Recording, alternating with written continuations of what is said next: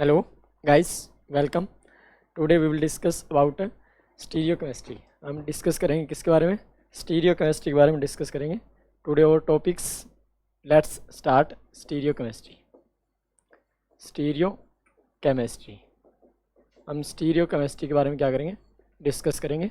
हमारा टॉपिक रहेगा क्या? स्टीरियोकेमिस्ट्री. देखिए, हम वन बाय वन जो होते हैं, हम जो भी जेई लेवल्स हो, चाहे वो नीट लेवल्स का हो, चाहे वो आपके बोर्ड लेवल्स का हो, चाहे वो अदर कोई भी कंपटीशन एग्जाम होता है, उनके लेवल्स को लेकर हम क्या करेंगे? डिस्कस करेंगे.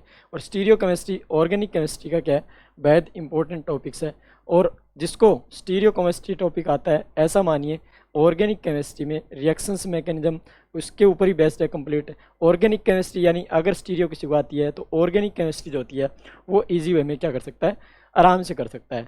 और ये ऐसा टॉपिक है जो क्या है? वे ऑफ थिंकिंग के ऊपर क्या है? बेस्ड है. यानी आपकी थिंकिंग जितनी अच्छी होगी, आप किसी मॉलिक्यूल को 3D के अंदर जितना अच्छे से देख पाएंगे, आपका स्टीरियोकेमिस्ट्री उतना ही क्या होगा? अच्छा होगा. यानी वेरी गुड होगा, वेल एंड गुड होगा. तो आप क्या करेंगे? एक एक चीज़ को समझते चले जाएंगे. यानी हम बेसिक से यहाँ पर स्टार्ट करेंगे, यानी जीरो लेवल से स्टार्ट करेंगे. और हायर जेई एडवांस बोलूँ या फिर मैं हायर लेवल तक कोई भी कॉम्पिटिशन एग्जाम्स जो होता है वहाँ तक मैं जो होता है इसको लेके जाऊँगा. तो हम स्टार्ट कर रहे हैं टुडे क्या? स्टीरियोकेमिस्ट्री. About stereochemistry. देखिए, स्टीरियोकेमिस्ट्री जो होती है जनरली क्या माना जाता है? स्टीरियोकेमिस्ट्री होती क्या है? यानी इसकी अगर मैं डेफिनेशंस की बात करता हूँ और वर्ड की बात करता हूँ तो स्टीरियोकेमिस्ट्री के बारे में सर्वप्रथम सबसे पहले फर्स्ट ऑफ ऑल जो होता है वो बताया था किसने? बर्जीलियस ने बताया था. किसके बारे में? बर्जीलियस ने यहाँ पर इसके बारे में बताया था सबसे पहले. First of all introduce Berzelius. यानी स्टीरियोकेमिस्ट्री के बारे में आइसोमर की जो डेफिनेशंस दी गई थी वो बर्जीलियस के द्वारा दी गई थी. इसके बाद हम बात करते हैं क्या कि हमारे पास स्टीरियोकेमिस्ट्री एक्चुअली में होता क्या है? तो वो हमारे पास क्या होता है? एक 3D अरेंजमेंट होता है, वे ऑफ 3D अरेंजमेंट. यानी किसी भी मॉलिक्यूल का 3D में जो अरेंजमेंट होता है, 3D में जो क्या होता है? अरेंजमेंट होता है, वही हमारे पास क्या कहलाता है? स्टीरियोकेमिस्ट्री कहलाता है. क्या कहलाता है? स्टीरियोकेमिस्ट्री कहलाता है. यानी किसी भी मॉलिक्यूल का 3D में अरेंजमेंट होना हमारे पास क्या होता है? स्टीरियोकेमिस्ट्री होता है. अब जब भी हमारे पास स्टीरियो 3D की अगर बात आती है तो हमारे पास क्या आती है? 3D में सोचने से पहले हम उस मॉलिक्यूल को पहले किस में सोचेंगे? 2D में सोचेंगे. यानी हमें 2D में उसकी रिप्रेजेंटेशन क्या होनी चाहिए? पता होनी चाहिए पहले. फिर हम उसको किस में सोच सकते हैं? 3D वे में सोच सकते हैं. तो जब भी स्टीरियोकेमिस्ट्री की बात आती है तो पहले वर्ड आता है एक हमारे पास क्या? आइसोमर वर्ड आता है. यानी जब भी स्टीरियोकेमिस्ट्री की बात आती है तो आइसोमर्स की बात आती है. आइसो मीन्स होता है इक्वल्स. आइसो मीन्स क्या होता है? इक्वल. और मर्स मतलब होता है, आइसो मीन्स इक्वल और मर्स मतलब क्या होता है? पार्ट. यानी टू इक्वल पार्ट. यानी किसी भी हमारे पास मॉलिक्यूल के इक्वल पार्ट. अब वो इक्वल पार्ट कैसे होंगे ये हमें डिफाइन करना है. क्या? कि वो इक्वल पार्ट कैसे होंगे ये हमें डिफाइन करना है यहाँ पर. यानी इक्वली पार्ट कैसे बोल रहे हैं हम? यानी आइसोमर को कैसे इक्वल बोल दिया? इसका मतलब ये हो गया कि हमारे पास ऐसा कोई मॉलिक्यूल होगा जिसका मॉलिक्यूलर फॉर्मूला सेम रहा होगा या फिर स्ट्रक्चरल फॉर्मूला सेम रहा होगा, और हमने बोल दिया क्या कि उसकी रिप्रेजेंटेशन या 3D में वेज होता है या फिर सोचने का वेज होता है, देखने का वेज होता है, वो क्या होगा? अलग रहा होगा. तो हमने बोल दिया क्या कि हमारे पास मॉलिक्यूल तो सेम ही होगा. यानी उसका मॉलिक्यूलर फॉर्मूला क्या होगा? आइसोमर्स की डेफिनेशन क्या दी गई थी कि इक्वल का मतलब यानी मॉलिक्यूलर फॉर्मूला उसका क्या रहा होगा? सेम रहा होगा. क्या रहा होगा? सेम रहा होगा. और मैं ऐसे भी कह सकता हूं कि उसका इंपीरिकल फॉर्मूला भी सेम रहा होगा.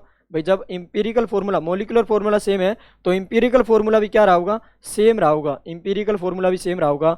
और इसके बाद मैं ऐसे भी बोल सकता हूँ कि वेपर डेंसिटी जो होती है, वेपर डेंसिटी जो होती है, वेपर डेंसिटी जो होती है वो भी क्या रही होगी? सेम रही होगी. बिकॉज ऑफ वेपर डेंसिटी क्या होती है? Vapour density equal to molecular formula divide by क्या होता है? 2 होता है हमारे पास. तो इसका मतलब मॉलिक्यूलर फॉर्मूला अगर सेम तो किसी भी मॉलिक्यूल की वेपर डेंसिटी निकालेंगे तो वो भी क्या हो जाएगी? सेम हो जाएगी हमारे पास. यानी वेपर डेंसिटी भी हम बोल देंगे हमारे पास सेम होगी. इसका मतलब आइसोमर्स क्या होंगे? आइसोमर किसी वन मॉलिक्यूल या फिर वन कंपाउंड्स का मैं बोल दूं जिसमें हमारे पास सेम हमारे पास क्या हो? मॉलिक्यूलर फॉर्मूला हो, सेम इंपीरिकल फॉर्मूला हो, सेम वेपर डेंसिटी हो, और सेम हमारे पास हम कह सकते हैं वेपर डेंसिटी कैसे? मॉलिक्यूलर फॉर्मूला डिवाइड बाई क्या होता है? 2 होता है वेपर डेंसिटी. तो इसका मतलब ये तो हमारे पास सब सेम होंगे, बट हमारे पास क्या होगा? बट हमारे पास हम क्या बोल सकते हैं? Physical and chemical properties are different. Physical and chemical properties are, but physical and chemical properties are different. Chemical properties are different. यानी properties are different. यानी those isomer which have physical and chemical properties are different but molecular formula are same are called isomers of each other, are called isomers of each other, or that this phenomena is called as isomerism. This phenomena is called as isomerism, isomerism. तो यानी हमारे पास ऐसा कोई भी compound जिसका molecular formula same हो, यानी those compounds which have same molecular formula, same vapour density, same हमारे पास हम कह सकते हैं empirical formula, but these have physical and chemical properties are different are called isomers of each other and this phenomena is called as isomerism. ये आप कहेंगे। इसका मतलब क्या हो गया, अब आइसोमेरिज्म इक्वली पार्ट होंगे, हमारे पास 2 या मोर देन 2 कंपाउंड्स होंगे जिनका हमारे पास मोलिकुलर फॉर्मूला क्या होगा, सेम होगा। क्या होगा, मोलिकुलर फॉर्मूला सेम होगा। तो अब कैसे आइसोमर को फिर से क्या किया गया था, आगे फिर से डिवाइड किया गया। भाई अगर मोलिकुलर फॉर्मूला सेम हुआ तो उसको हम कैसे कैसे रिप्रेजेंट कर सकते हैं, कैसे हम स्टीरियो उसकी डिफाइन करेंगे, तो उसके बेस पे आगे फिर से आइसोमेरिज्म को जो होता है फिर से डिवाइड किया गया। किसको, आइसोमेरिज्म जो होता है उसको फिर से डिवाइड किया गया। एक तो आपके पास में क्या स्ट्रक्चरल डिवाइड किया गया, यानी एक तो डिफाइन किया गया स्ट्रक्चरल आइसोमर, स्ट्रक्चरल आइसोमर, और एक आपके पास डिफाइन किया गया क्या, स्टीरियो आइसोमर्स। क्या, stereo isomers, stereo isomers, stereo isomers. यानी एक तो आपके पास स्ट्रक्चरल आइसोमर्स और एक आपके पास पार्ट आया दूसरा कौन सा, स्टीरियो आइसोमर। अब स्ट्रक्चरल आइसोमर्स की बात आई तो इसमें फिर से फर्दर, हालांकि मैं अभी बताऊंगा इसमें यानी कौन कौन से पार्ट होंगे। स्ट्रक्चरल को फिर से फर्दर डिवाइड किया गया है, कौन कौन से, एक तो हमारे पास पोजिशनल आइसोमर पढ़ेंगे, पोजिशनल आइसोमर्स पढ़ेंगे। भाई पहले आपको रूपरेखा देख लीजिए कि हमारे पास स्टीरियो में क्या क्या रूपरेखा है, यानी क्या क्या इसमें सिलेबस है वो आप देख लीजिए। इसके बाद हम 1 बाय 1 डिस्कस करेंगे क्या स्ट्रक्चरल होता है, क्या स्टीरियो होता है। तो स्ट्रक्चरल में फिर हमारे पास क्या होता है, पोजिशनल होता है, या फिर मैं कह दूं पोजिशनल आइसोमर बोल दूं, चेन आइसोमर बोल दूं, क्या बोल दूं, चेन आइसोमर्स बोल दूं, चेन आइसोमर्स होता है। इसके बाद रिंग चेन आइसोमर्स होता है, रिंग चेन आइसोमर्स हमारे पास होता है। इसके बाद मैं बोल सकता हूँ टोटोमर्स भी इसी में आते हैं, क्या आते हैं, टोटोमेरिज्म भी इसी में आता है, टोटोमेरिज्म। इसके बाद मैं बोल सकता हूँ मेटामेरिज्म जो होता है, मेटामेरिज्म जो होता है वो भी इसी में आता है, मेटामेरिज्म। यानी positional isomer, chain isomers, ring chain isomers, ring chain isomers, ring chain isomers, tautomerism, metamerism and functional group isomerism. क्या, फंक्शनल ग्रुप है, functional group isomerism, functional group है आइसोमेरिज्म, फंक्शनल ग्रुप आइसोमेरिज्म। ये आपके पास में है positional isomerism, chain isomerism, ring chain isomerism, tautomerism. आप ध्यान से देख लीजिए, टोटोमेरिज्म, मेटामेरिज्म और फंक्शनल ग्रुप आइसोमेरिज्म। यानी structural isomer are classified into following categories, these categories, one of the positional isomerism, chain isomerism, ring chain isomerism, tautomerism, metamerism और functional group isomerism. इसके बाद स्टीरियो आइसोमर जो होता है that is further divided into 2 parts. Stereo isomers are further divide into 2 parts, are further divide into 2 parts. देखिए 2 parts में कौन कौन से होते हैं, 2 पार्ट्स में कौन कौन से होते हैं, स्ट्रक्चरल्स को हम कॉन्स्टिट्यूशनल भी बोलते हैं। भी कॉन्स्टिट्यूशनल जो होते हैं, कॉन्स्टिट्यूशनल आइसोमर्स भी बोलते हैं, स्ट्रक्चरल्स को हम कॉन्स्टिट्यूशनल आइसोमर्स या रेजियो आइसोमर्स भी बोलते हैं। और स्टीरियो आइसोमर जो होता है इसको फर्दर हमारे पास क्लासिफाइड किया गया है, किसमें, फर्दर क्लासिफाइड किया गया है 2 कैटेगरीज में। एक हमारे पास क्या, ऑप्टिकल आइसोमेरिज्म, एक तो क्या ऑप्टिकल आइसोमेरिज्म, और एक आपके पास में क्या है, सेकंड जो आपके पास में ऑप्टिकल आइसोमेरिज्म, और सेकंड आपके पास में क्या है, ज्योमेट्रिकल आइसोमेरिज्म। क्या, geometrical, geometrical isomerism, geometrical isomerism, geometrical isomerism. यानी stereo isomers are further classified into 2 categories, one of the optical isomerism और second is the geometrical isomerism. ये 2 टाइप्स आपके पास में है। इसके बाद ऑप्टिकल को फिर आपके पास 2 कन्फर्मेशन 2 आपके पास पार्ट फिर पढ़े जाते हैं, कुछ ऑप्टिकली इनएक्टिव होते हैं, कुछ ऑप्टिकली एक्टिव होते हैं। यानी इस टाइप से 2 टाइप्स फिर इसके क्लासिफाइड करेंगे। एक हमारे पास ऑप्टिकली एनेंशियोमर्स होते हैं, एक हमारे पास डायस्टीरियोमर्स। यानी इसको फर्दर क्लासिफाइड किया जाएगा एनेंशियोमर्स और हमारे पास क्या होते हैं, डायस्टीरियोमर्स। क्या होते हैं, एनेंशियोमर और डायस्टीरियोमर्स, डायस्टीरियोमर्स, डायस्टीरियोमर्स। यानी फर्दर इसको क्लासिफाइड किया गया है। देखिए हमारे पास हमें मेनली डिस्कस करना है, देखिए लोअर लेवल की अगर मैं बात करता हूँ तो लोअर लेवल में हमारे पास इतना सब कुछ आता है। हायर लेवल की जब हम बात करेंगे तो हमारे पास ज्योमेट्रिकल आइसोमर्स जो होते हैं सॉरी, ये हमारे पास स्टीरियो आइसोमर्स जो होते हैं इनको यानी ज्योमेट्रिकल और ऑप्टिकल में डिवाइड कर सकते हैं हम किनके बेस पे, on the basis of conformational and configurational isomers. किसके बेस पे, मैं यहाँ पर लिख देता हूँ, यानी स्टीरियो आइसोमर्स जो होते हैं इनको हम स्टीरियो आइसोमर्स जो होते हैं, स्टीरियो आइसोमर्स जो आपके पास होते हैं इनको आप ऐसे भी क्लासीफाई कर सकते हैं। कैसे कि ये आपके पास एक तो आपके पास कॉन्फिगरेशनल आइसोमर्स हो सकते हैं, कॉन्फिगरेशनल आइसोमर्स होते हैं, एनर्जी बैरियर के बेस पे इनको डिवाइड किया जाता है, और एक आपके पास में कन्फर्मेशनल होते हैं भी। क्या होते हैं, कन्फर्मेशनल आइसोमर्स, कन्फर्मेशनल आइसोमर्स यानी कॉन्फिगरेशनल और कन्फर्मेशनल आइसोमर्स। ये आपके पास कॉन्फिगरेशनल जो आइसोमर होते हैं इनको फिर से डिवाइड किया जाता है, फिर से डिवाइड किया जाता है यानी ऑप्टिकल और जो आपके पास में क्या होते हैं ऑप्टिकल आइसोमर्स, और एक आपके पास में क्या होते हैं ऑप्टिकल आइसोमर्स, और एक आपके पास है ज्योमेट्रिकल आइसोमर्स। क्या होते हैं, ज्योमेट्रिकल आइसोमर्स, ज्योमेट्रिकल आइसोमर्स। यानी आपके पास एक्चुअल में जो स्टीरियो आइसोमर्स जो होते हैं वो आपके पास कॉन्फिगरेशनल आइसोमर्स होते हैं। एक्चुअल में जो स्टीरियो आइसोमर्स होते हैं यानी जो स्टीरियो का पार्ट होता है वो हमारे पास कन्फर्मेशनल नहीं होता। एक्चुअल में स्टीरियो का पार्ट कौन होता है, कॉन्फिगरेशनल आइसोमर होता है। Because of this geometrical and optical are किस में आते हैं, किस कैटेगरी में आते हैं, ज्योमेट्रिकल एंड ऑप्टिकल दोनों के दोनों जो होते हैं कॉन्फिगरेशनल आइसोमर्स की कैटेगरी में आते हैं। इसलिए हम जनरली ये भी बोलते हैं कि स्टीरियो का जो पार्ट होता है वो कन्फर्मेशनल न होकर कॉन्फिगरेशनल होता है। क्या होता है, कन्फर्मेशनल न होकर कॉन्फिगरेशनल होता है, ये हम बोलते हैं। अब यहाँ से बात आएगी क्या, ये तो है क्लासिफिकेशंस कि हमारे पास कैसे कैसे स्टीरियो को पढ़ना है और क्या क्या हमें इसमें पढ़ना है। देखिए ये तो जनरली क्या है, बेसिक आपके मतलब सिलेबस क्या है, किसी भी एग्जाम लेवल्स के ऊपर अगर हम बात करते हैं तो वहाँ पर क्या क्या सिलेबस स्टीरियो के अंदर इंक्लूड होता है ये हमारे पास है। देखिए हमारे पास क्या क्या पढ़ना होता है, मेनली स्टीरियो केमिस्ट्री की डेफिनेशन हमने देखी कि हमारे पास stereo chemistry is nothing but it is the, हमारे पास क्या होता है स्पेशियल अरेंजमेंट बोल दूं मैं या फिर 3D अरेंजमेंट बोल दूं, यानी स्पेस के अंदर किस टाइप का मॉलिक्यूल का अरेंजमेंट होता है, that is called stereo chemistry. इसके बाद हमारे पास स्टीरियो केमिस्ट्री में वर्ड आता है कि एक वर्ड आता है क्या, आइसोमर आता है या फिर आइसोमेरिज्म बोलूँ मैं।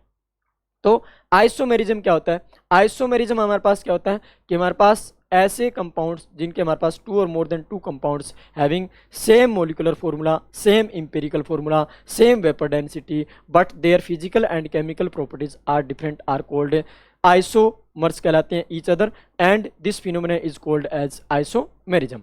इसके बाद बात आई आइसोमेरिज्म की, कितने टाइप्स की होती है, 2 टाइप्स में हम डिवाइड करते हैं, यानी एक स्ट्रक्चरल और एक स्टीरियो। स्ट्रक्चरल में हमारे पास क्या है, स्ट्रक्चरल में हमने इतने टाइप्स देखे हैं, कौन कौन से टाइप्स देखे हैं, पोजिशनल देखा है हमने, चेन देखा है, रिंग चेन हमने देखा है, इसके बाद हमारे पास टोटोमेरिज्म होता है, मेटामेरिज्म होता है और फंक्शनल ग्रुप आइसोमेरिज्म होता है, फंक्शनल ग्रुप आइसोमेरिज्म होता है। चेन आइसोमर्स को हम न्यूक्लियर आइसोमर्स भी बोलते हैं, क्या बोलते हैं, न्यूक्लियर आइसोमर भी बोलते हैं, न्यूक्लियर आइसोमर्स भी बोलते हैं इसको, न्यूक्लियर आइसोमर्स। तो ये हमारे पास है। इसके बाद हमने स्टीरियो के पार्ट देखे, स्टीरियो के आइसोमर के 2 पार्ट हमने हमारे पास होते हैं, एक कॉन्फिगरेशनल और सेकंड इज द कन्फर्मेशनल। तो ये तो हमारे पास क्या है सिलेबस, यानी इतने सब कुछ हमें इसमें स्टीरियो में पढ़ना है, यानी डिस्कस करना है, on going discuss, we have to discuss this type of part, यानी डिस्कस करेंगे। अब बात आती है हमारे पास सबसे पहले तो आइसोमेरिज्म की जो मैंने डेफिनेशन बताई कि कैसे मोलिकुलर फॉर्मूला हमारे पास क्या होता है सेम और कैसे फिजिकल और केमिकल प्रॉपर्टीज उनकी होती है डिफरेंट। तो देखिए आइसोमर में मैंने क्या बोला कि हमारे पास मोलिकुलर फॉर्मूला क्या होता है, सेम होता है, सेम होता है, but physical and chemical properties are different. How, कैसे, physical and chemical properties are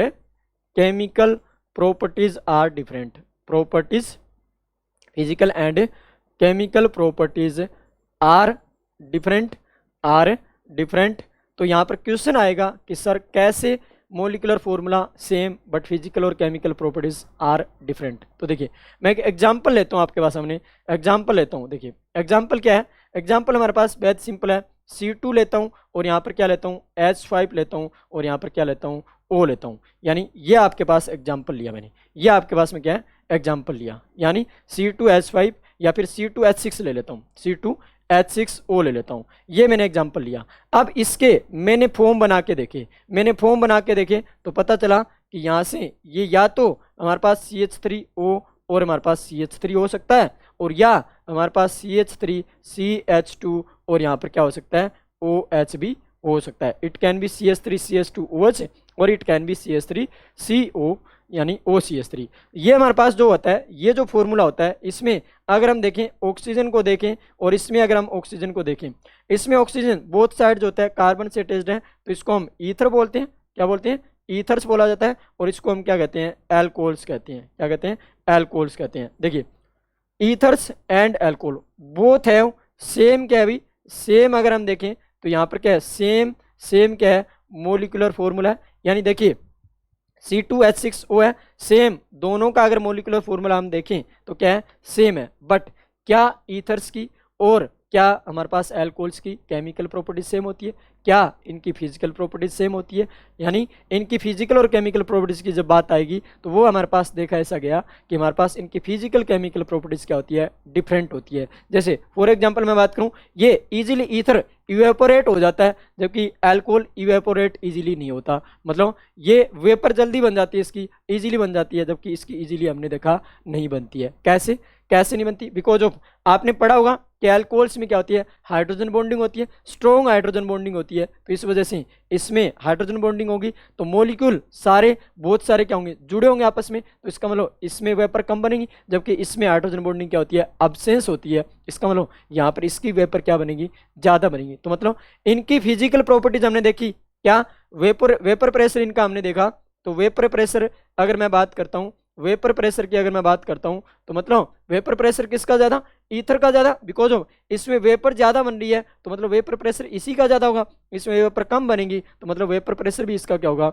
कम होगा। ऐसे ही हमने बहुत सारी और भी फिजिकल प्रॉपर्टीज देखी, जैसे for example melting point, boiling point हमने देखा, इनका मेजर किया तो मेल्टिंग पॉइंट अल्कोहल का ज्यादा मिला ईथर के कंपैरिजन, बिकॉज ऑफ इसमें हाइड्रोजन बॉन्डिंग थी। तो मतलब बहुत सारी फिजिकल प्रॉपर्टीज ऐसे मतलब क्या की गई थी? डिटेल स्टडी की गई थी।